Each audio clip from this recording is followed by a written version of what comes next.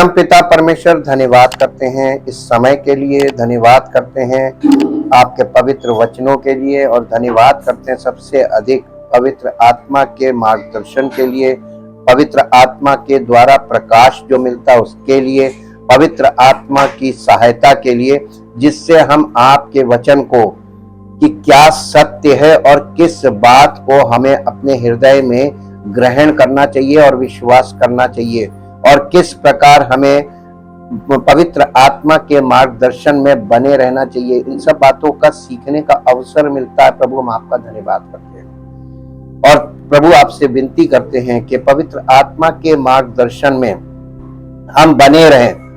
हमें ऐसी समझ दीजिएगा, ऐसा मन दीजिएगा, ताकि हमारा मन अन्य लोगों की तरह विचलित ना हो और इधर उधर भटके ना।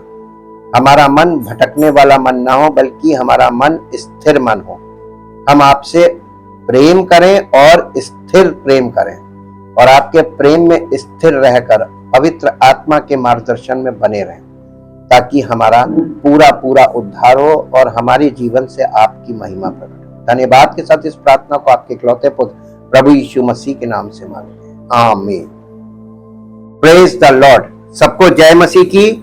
हम परमेश्वर का धन्यवाद करते हैं, और आज बहुत इंपॉर्टेंट विषय को जो पवित्र आत्मा से ही संबंधित है, उस पॉइंट को जहां तक हम कल गए उसको थोड़ा सा रोक के अब हम दो प्रकार की आत्माओं को के विषय में आज देखेंगे। एक है सत्य की आत्मा और एक है त्रुटि की आत्मा, या spirit of error, spirit of truth और स्पिरिट ऑफ एरर।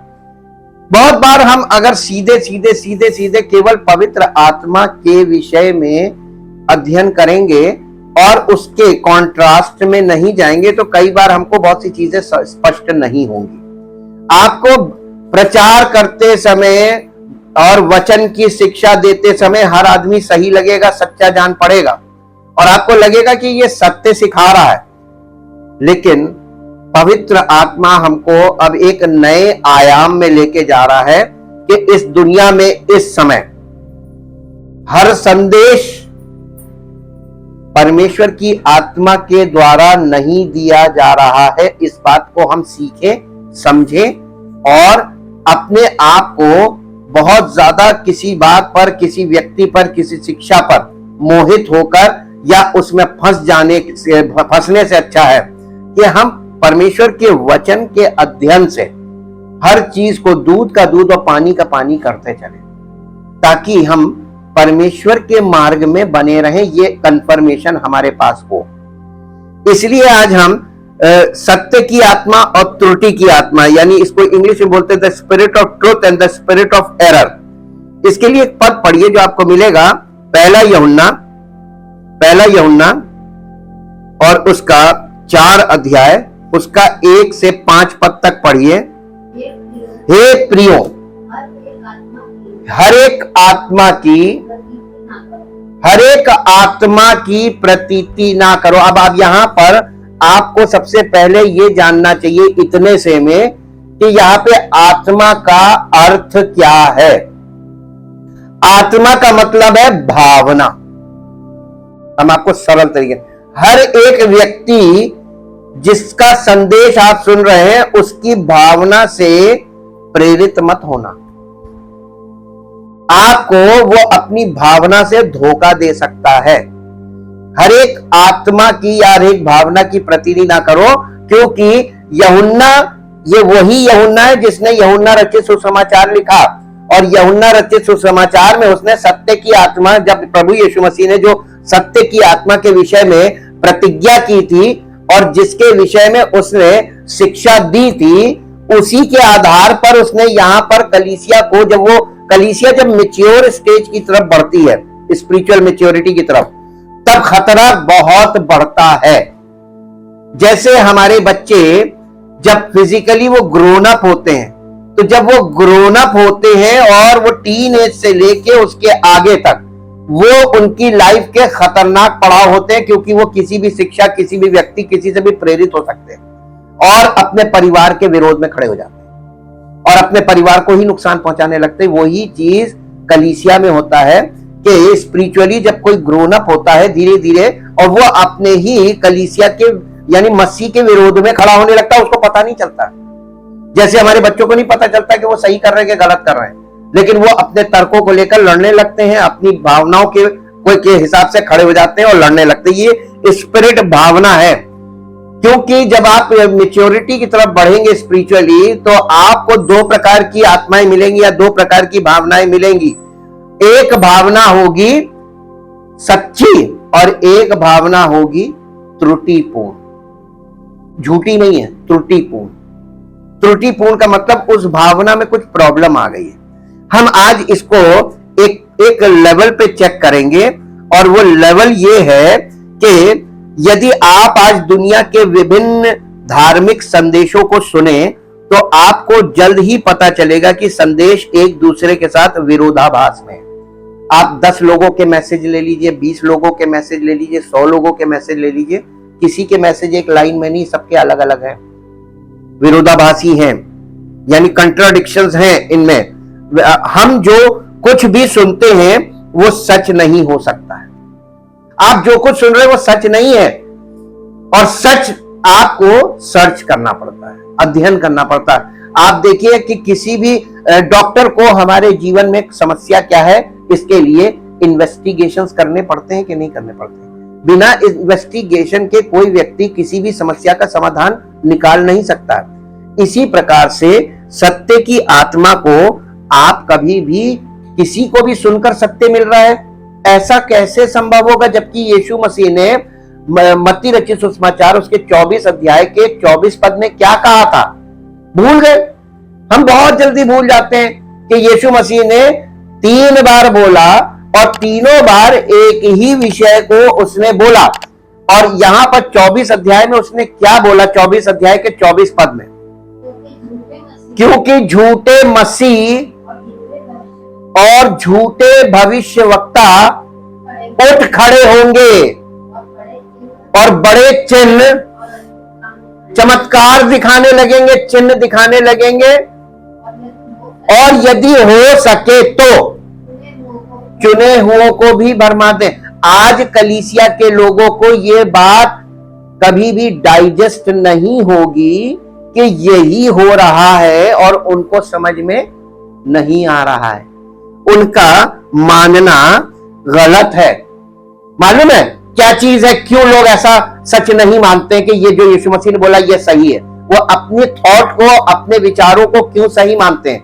क्योंकि हर व्यक्ति आज के युग में परमेश्वर के वचन की आधारशिला से या उसकी फाउंडेशनल टीचिंग से कटा हुआ है। उसके पास फाउंडेशन नहीं है, यानी शिक्षा का आधार है ही नहीं। वो तो केवल नए नियम को पढ़ के और बाइबल को जितना वो पढ़ के जितना समझ पाया फिजिकल माइंड से, उसके अकॉर्डिंग वो डिसर्न करता है। उसकी डिसर्नमेंट में प्रॉब्लम है, उसके अपनी परख में प्रॉब्लम है।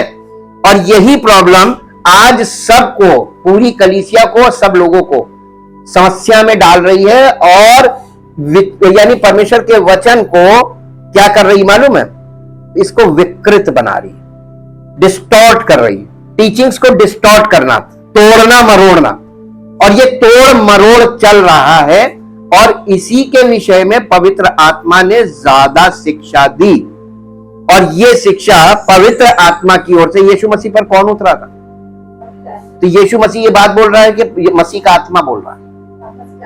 किसके लिए बोल रहा है? अंत के समय के कलीसिया के लोगों के लिए बोला गया ना, तभी तो लिखा गया। पौलुस ने कहा ये सब बातें हमारी शिक्षा के लिए लिखी गई हैं, ताकि हम इन बातों से अपने आप को सतर्क करें। कोई सतर्क हुआ? यहां पे झूठे मसीह का मतलब क्या हुआ? यानी यीशु मसीह के शिक्षा को गलत ढंग से देना, ताकि फॉल्स स्पिरिट और फॉल्स अनॉइंटिंग में लोगों को उलझा देना। एक बार अगर आप इसमें फंस गए तो क्या मसीह आपको निकालेगा?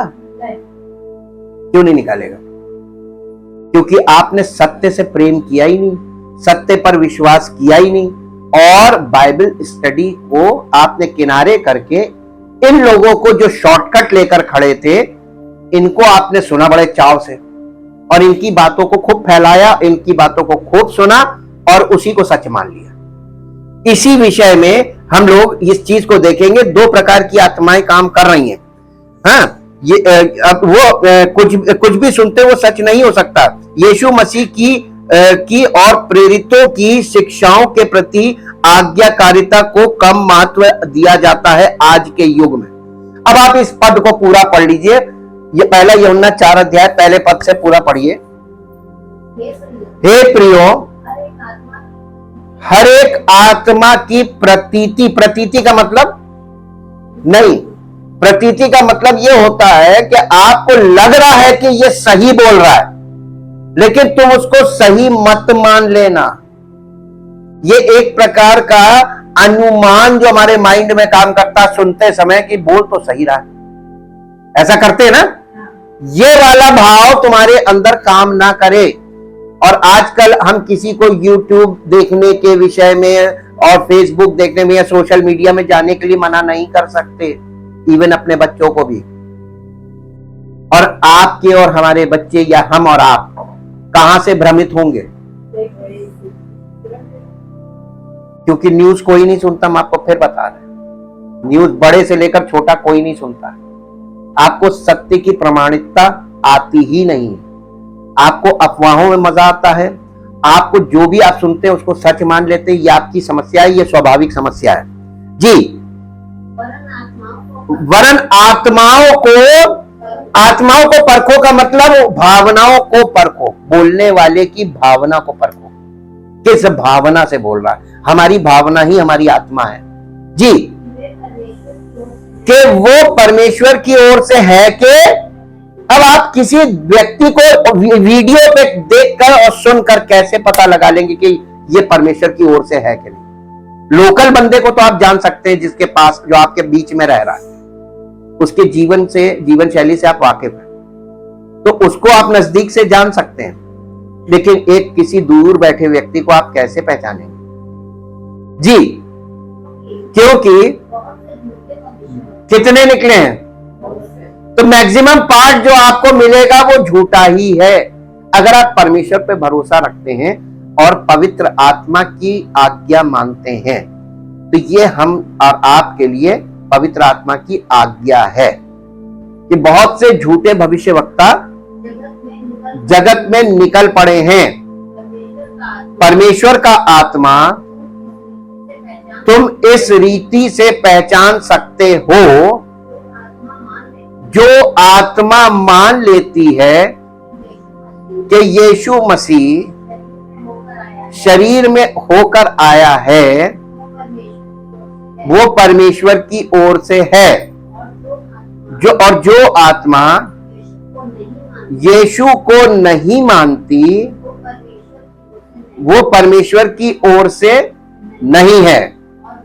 और वही तो मसीह के, ये जो भ्रम की आत्मा है, ये मसीह के विरोधी की आत्मा, यानी स्पिरिट ऑफ एंटी क्राइस्ट है। इसमें भी क्राइस्ट है। यीशु मसीह ने क्या कहा था? बहुत से झूठे मसीह। तो झूठे मसीह का मतलब मसीह विरोधी संसार में खड़े हो जाएंगे। लेकिन खड़े कैसे होंगे? पौलुस के द्वारा पवित्र आत्मा ने बताया कि वो मसीह के सेवकों का रूप धारण करके खड़े होंगे और बाइबल से ही शिक्षा देंगे। अब आप किसको कैसे पकड़ोगे? स्टडी अगर आपको नहीं पसंद है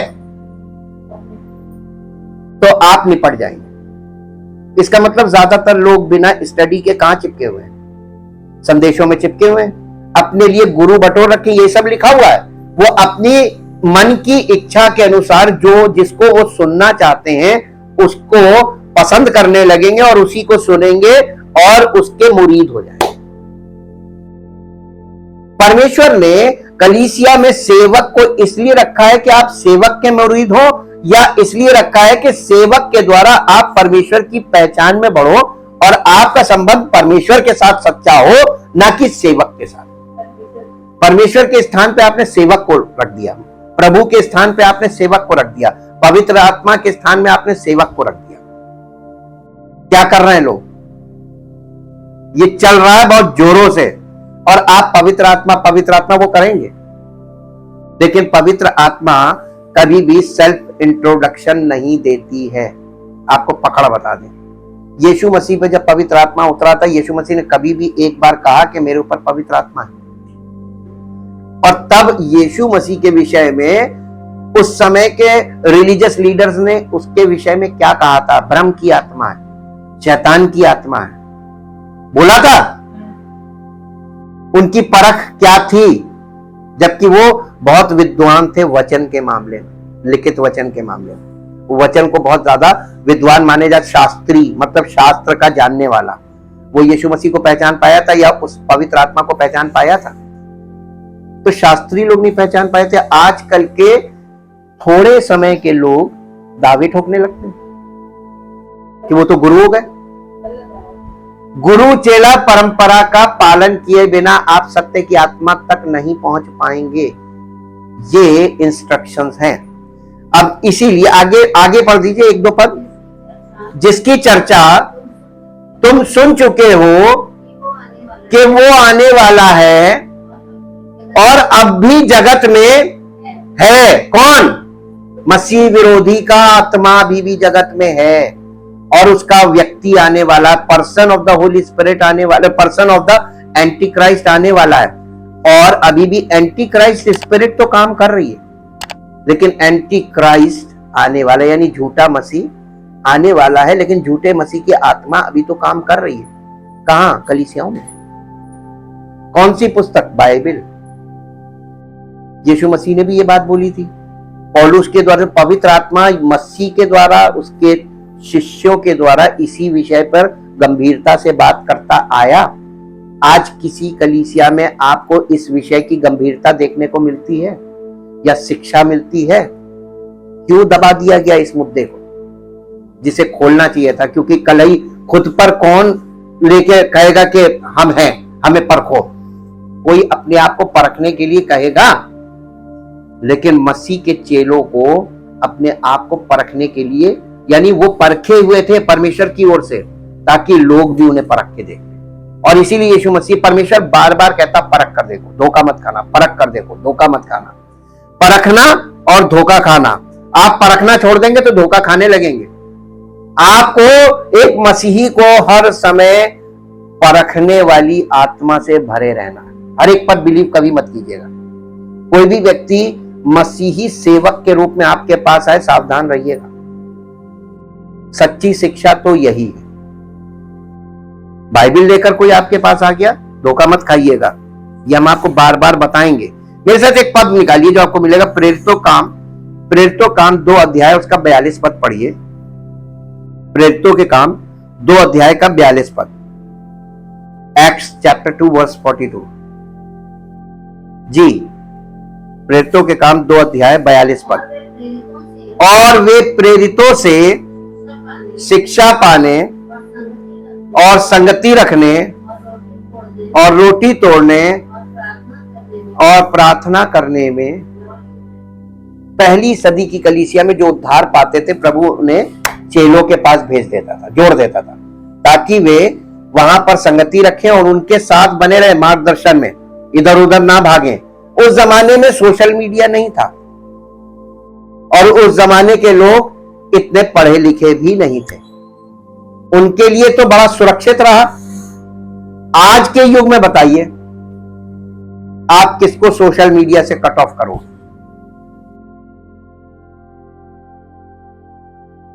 इज इट पॉसिबल? क्या यह संभव है कि आप किसी को सोशल मीडिया से हटा दो?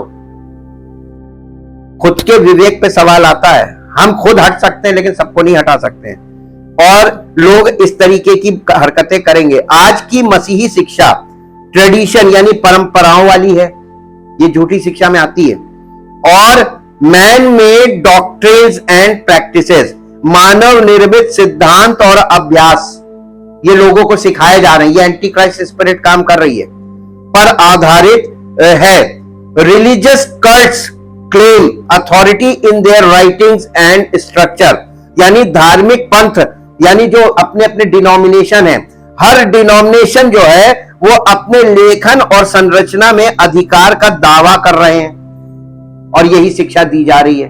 और आपको ये सारी मिक्स टीचिंग, हर डिनोमिनेशन का एक टीचर है और वो अपनी अपनी उसकी डॉक्ट्रिन है, अपनी उसकी प्रैक्टिसेस है, उसको वो कहे हम तो पवित्र आत्मा से भरे हुए।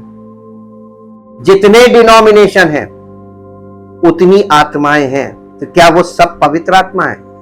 40,000 से ऊपर डिनोमिनेशन हैं, जो आप लोगों को इस विषय में कुछ मालूम ही नहीं है कि आप कहां लोग कूद रहे हैं, किस दलदल में जाके फंस गए।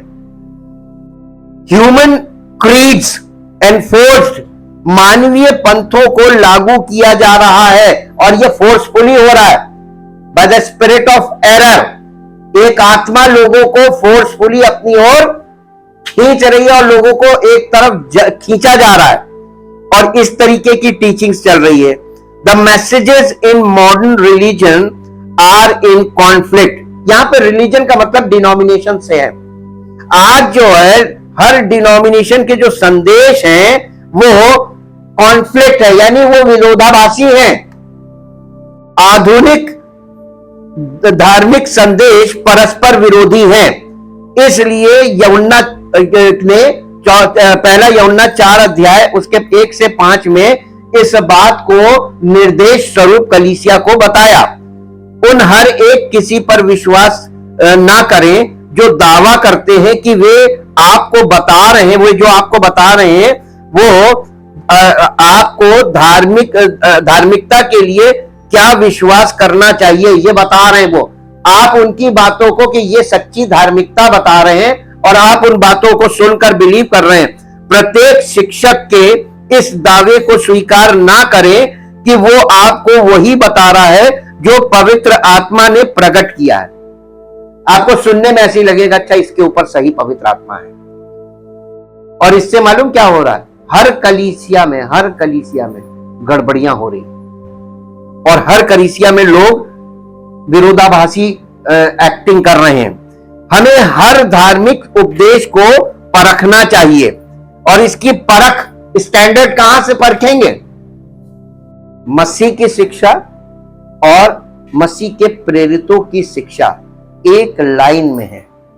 आप इन शिक्षाओं के अनुसार अगर नहीं चलते हैं या कलीसिया इन शिक्षाओं के आधार पर नहीं खड़ी है, वो सब भ्रम की आत्मा है। वहां पर मैन मेड डॉक्ट्रिन्स काम कर रही है। हमें हर एक धार्मिक उपदेश को परखने की आवश्यकता है। आज के युग में मसीही संदेशों के मामले में ऐसा कभी ना सोचिए कि नंबर 1, यदि कोई व्यक्ति लोकप्रिय है और भारी भीड़ उसके पास है तो इसका मतलब है कि वो सत्य सिखा रहा है। ये कभी मत सोचिएगा। वहीं से स्पिरिट ऑफ एरर काम करेगा क्योंकि वहां भीड़ है। ठीक। दूसरा, यदि कोई, ऐसा कभी मत सोचिएगा यदि कोई व्यक्ति एक अच्छा सार्वजनिक वक्ता है, पब्लिक यानी स्पीकर, सार्वजनिक वक्ता है और श्रोताओं का ध्यान आकर्षित करा सकता है, यानी वो लोगों को अपनी ओर आकर्षित करा लेता है कि लोग ध्यान से उसकी सुने, तो इसका मतलब ये नहीं है कि वो सत्य सिखा रहा है। यदि आप किसी व्यक्ति को पसंद करते हैं तो आपको ऐसा प्रतीत हो सकता है कि वो सत्य सिखा रहा है। ये भी एक पॉइंट है। आप किसी को सुनते सुनते उसको पसंद करने लगते हैं, हमें बहुत अच्छा लगता है, हमें उसके बोलने का तरीका बहुत अच्छा लगता है, हमें उसका शैली बहुत अच्छी लगती है। ये सब चीजें आकर्षित करने वाली, आपको मालूम है पवित्र आत्मा कभी आकर्षित नहीं करेगा। और जो आकर्षण आपके जीवन में, आंखों में से आकर्षण काम कर रहा है, कानों से आकर्षण काम कर रहा है, ये आकर्षण हमेशा स्पिरिट ऑफ एरर की तरफ से होता है। आकर्षण सैतानिक है, ये मान लीजिए। इसलिए कभी किसी के चक्कर में आसानी से पड़ मत जाइए। पुराने नियम के युग में पवित्र आत्मा, ये तो वो हो गया, चुनिंदा लोगों पे आता था, लेकिन आज के युग में पवित्र आत्मा कलीसिया के द्वारा, बॉडी ऑफ क्राइस्ट के द्वारा, मसीह के प्रेरितों के चेलों के द्वारा आप तक आएगा। ये सर यीशु मसीह है और अभिषेक सर पर है। और अगर हम और आप बॉडी हैं, मसीह की देह का हिस्सा है, जैसे ही ये देह सर से जुड़ेगी तो अभिषेक सर से देह पर आएगा कि नहीं आएगा? सिंपल चीज बता रहे हैं आपको। और आज अभिषेक कहां खोज रहे हैं? आज के लोग अभिषेक कहां खोज रहे हैं? दूसरे दूर बैठे लोगों में, वो भी वीडियो पे। ये स्पिरिट ऑफ एरर काम कर रही है। और इसीलिए आपको सत्य की आत्मा को तब तक नहीं पहचानेंगे जब तक कि आप भ्रम की आत्मा को नहीं पहचान लेते। क्योंकि हमने एक बात सीखी, और ये सीखी मसीही जीवन में कि कभी भी आप डायरेक्ट सत्य तक नहीं पहुंच सकते। पहले आपको सत्य का उल्टा क्या है उससे निपटना पड़ेगा, तब आपको पता चलेगा अनुभव से कि सत्य ये नहीं ये है। तो नेगेटिव साइड से ही स्टडी शुरू होनी चाहिए मसीही जीवन में। आत्माओं पर यानी विश्वास नहीं बल्कि परीक्षण करना है। हर आत्मा पर विश्वास नहीं करना बल्कि हमें उनको टेस्ट करना है। पहला यूहन्ना उसका 3 अध्याय और उसका 23 पद पढ़िए। और उसकी आज्ञा, किसकी आज्ञा? प्रभु यीशु मसीह की आज्ञा ये है कि हम उसके पुत्र, यानी पिता की आज्ञा है। इसका मतलब कि हम उसके पुत्र, यानी ये पिता की आज्ञा है हम सब लोगों के लिए, कलीसिया के लोगों के लिए, कि हम उसके पुत्र के नाम पर विश्वास करें और जैसा उसने हमें आज्ञा दी है उसी के अनुसार आपस में। अब देखिए, जब स्पिरिट ऑफ कंफ्यूजन आ जाता है तो स्पिरिट ऑफ कंफ्यूजन को आप और आसानी से हम आपके लिए और इजी कर देते हैं।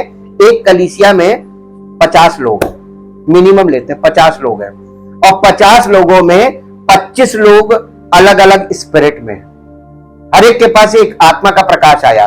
25 लोगों में या 50 लोगों में अलग अलग प्रकाश आ गया। अब वो कलीसिया में एक कह रहा है ये करना चाहिए, दूसरा कह रहा है ये करना चाहिए, तीसरा कह रहा है ये करना चाहिए, चौथा कह रहा है ये करना चाहिए। ये कौन सी आत्मा है? यही है spirit of confusion, spirit of error. सबका अलग अलग अनुमान, सबकी अलग अलग सोच और सबकी अलग अलग आत्मा। लेकिन पवित्र आत्मा क्या करता है? ये पूरी कलीसिया के लोगों को पहले विश्वास में और परमेश्वर की पुत्र की पहचान में बढ़ने में उनके जीवन में काम करता, ताकि सब इक्वल लेवल पे आ जाएं और सब एक ही आत्मा में, एक ही बोली, एक ही विश्वास हो। जो एक बोले दूसरा कहे बिल्कुल सही कहा इन्होंने, बस हमें यही करना है। वो एक अपना लेक्चर ना दे बल्कि जो वचन दिया गया है उस वचन का समर्थन कर दे। ये एक आत्मा। और जब सब अपनी अपनी बोलने लगेंगे, कितने समय का संदेश होता है कलीसिया में वचन का? 1 घंटे का मान लीजिए होता हम लोगों के यहाँ। 1 घंटे का समय हमने वचन को दिया और उस 1 घंटे के अलावा 3, 4, 5, 6 लोगों ने 15-15, 20-20 मिनट अपना वचन दे दिया, तो कितने घंटे हो गए? ये कौन सी आत्मा है? इन सब चीजों को परमेश्वर के जबकि देखिए होली स्पिरिट के लिए लिखा है कि वो प्रेम का और संयम का, यानी डिसिप्लिन। पवित्र आत्मा डिसिप्लिन का आत्मा है। और जब कोई व्यक्ति पवित्र आत्मा के संपर्क में होता है या पवित्र आत्मा से प्रेरित होता है, उसके अंदर डिसिप्लिन होता है। और जिसके अंदर पवित्र आत्मा का डिसिप्लिन नहीं होता, उसके अंदर संयम नहीं होता, वो अपनी बात कहे बिना रह नहीं सकता। यहां खोल रहा है, मुझे ये बोलना, मैं बोल के रहूंगा। हालेलुया। आपको मालूम है बहुत सी कलीसियाओं में लोगों को पाबंदी कर दी गई है कि वो यहां पर आकर यानी ब्रीफ में 2 शब्द बोल सकते हैं गवाही के समय में, पूरी लंबी कहानी नहीं बोल सकते हैं हर जगह। और इसके विषय में डिसिप्लिन कई जगह सिखाया जाता है। लेकिन प्रभु की उपस्थिति में स्वतंत्रता है। इसका मतलब ये नहीं कि आपके मन में जो आए वो, जो व्यक्ति आकर खड़े होकर जो कुछ करना चाहे वो कर ले, ये नहीं है। डिसिप्लिन होना चाहिए कि नहीं? जहां जिसके जीवन में डिसिप्लिन नहीं है और उसको लगता है ये पवित्र आत्मा, वो पवित्र आत्मा नहीं है, स्पिरिट ऑफ एरर है। Thank you. लास्ट में एक वर्स पढ़ दीजिए ताकि आपको ये पता चल जाए ये शिक्षाएं कहां से आ रही हैं। पहला तिमोथियस उसका 4 अध्याय उसका पहला पद पढ़िए। परंतु ये कौन सी आत्मा है जो स्पष्टता से कहती है? ये पवित्र आत्मा है जो स्पष्टता से कहता है कि आने वाले, यानी आज के लिए पहले से लिख दिया गया था कि पवित्र आत्मा ने पहले से बोल दिया था कि आने वाले समयों में कितने लोग भरमाने वाली आत्माओं और दुष्ट आत्माओं की शिक्षाओं पर मन लगाकर क्या हो जाएगा? भ्रमित हो जाएंगे। सही चलते चलते वो सही कह रहे हैं, उनकी सुनो, वो सही कह रहे हैं, उनकी सुनो, ये सुनो, वो सुनो, ये सुनो। अरे खुद भ्रमित हो, दूसरों को भी भ्रमित कर रहे हो। जब एक व्यक्ति भ्रमित होता है ना, वो आसपास के अपने सब लोगों को भ्रमित करने लगता है। एक व्यक्ति अफवाह का शिकार होता है, वो सबको वो अफवाहें पास ऑन करता है। ये देखो तुम भी लो, ये तुम भी लो, ये तुम भी लो, परखता नहीं है। यही तो एक बहुत बड़ी समस्या आज के युग में हर विश्वासी के सामने खड़ी हुई है। Be careful. वो दुष्ट आत्माओं की शिक्षाओं पर मन लगाकर विश्वास से बहक जाएंगे, और ये काम ऑलरेडी बहुत पीक पे हो गया इस समय। आपके लिए निर्देश क्या होना चाहिए? परमेश्वर के बच्चों के समान आत्मिक निर्मल दूध की लालसा किया करो। जो परमेश्वर का वचन तुमको सिखाया जा रहा है, तुम इसमें ही अभी संतुष्ट रहो। बड़ी बड़ी बातें जिन्हें तुम अभी खुद समझ नहीं सकते, उसमें दूसरों को भ्रमित करने से अच्छा है जिस लेवल पे हम चल रहे हैं उसी लेवल पे बने रहें। बाकी चीजें प्रभु सब हमको समय आने पर सब चीजें स्पष्ट करता जाएगा कि नहीं करता जाएगा। आपको भरोसा किस पर है? खुद पर या प्रभु पर? नहीं, ज्यादातर विश्वासी जो भ्रमित होते हैं और भ्रमित करते हैं, उनको खुद पर ज्यादा भरोसा होता है। मुझे बचना है और मुझे दूसरों को बचाना है। सबसे बड़ा भ्रम तो यही है। आपको विश्वास करना है कि प्रभु यीशु मसीह उद्धार करता है। हम अपना उद्धार नहीं कर सकते। अगर हम उद्धार करते होते तो हम उद्धार करता हो गए। हम उद्धार करता नहीं है, हम तो प्रभु के को समर्पित करते हैं, क्योंकि वही हमारा उद्धार कर सकता है। यही विश्वास। क्या आप ये विश्वास करते हैं कि प्रभु यीशु मसीह के अलावा कोई आपका उद्धार नहीं कर सकता? केवल वही कर सकता है। तो आपको क्या करना मालूम है?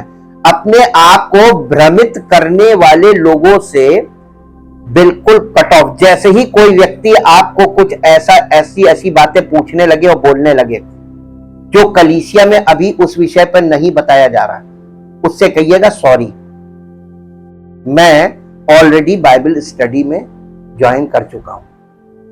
प्रभु का आत्मा हमारी अगुवाई कर रहा है। हालेलुया।